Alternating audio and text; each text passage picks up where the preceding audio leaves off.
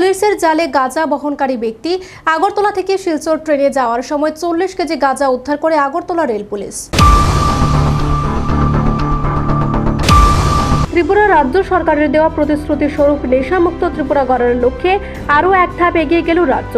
Agartala Silchar rail থেকে গাঁজা আটক করল আগরতলা রেল পুলিশ। রাহুল দে নামে এক ব্যক্তি থেকে 40 কেজি গাঁজা উদ্ধার করলো আগরতলা রেল পুলিশ।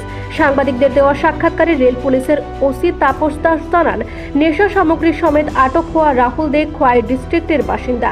তার উদ্দেশ্য ছিল এই গাঁজাগুলিকে শিলচর রেলে করে নিয়ে যাবে, কিন্তু আগরতলা রেল পুলিশ এবং গোয়েন্দা বিভাগের যৌথ উদ্যোগে পুলিশের জালে আটকা পড়ে রাহুল দে। বৃহস্পতিবার তাকে কোর্টে তোলা হবে বলে জানান আগরতলা রেল পুলিশের ওসি তাপস দাস। যে সকল সমাজদ্রোহীরা নেশা কারবারের সঙ্গে যুক্ত তাদের চিহ্নিত করেছে গোয়েন্দা বিভাগ এবং পুলিশ বিভাগ। তাদের সকলকে আইনের আওতায় আনা হবে এবং কঠোর শাস্তির ব্যবস্থা করা হবে বলে জানান আগরতলা রেল পুলিশ ওসি।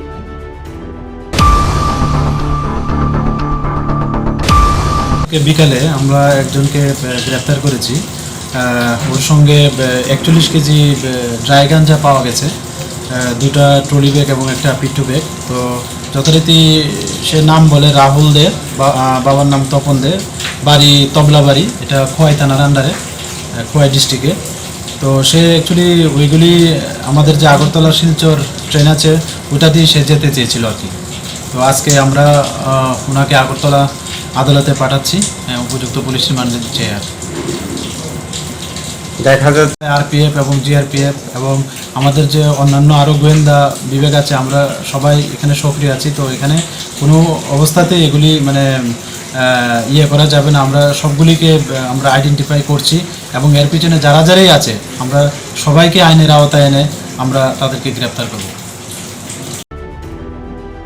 নিজস্ব প্রতিনিধির রিপোর্ট, এশিয়ান টাইমস।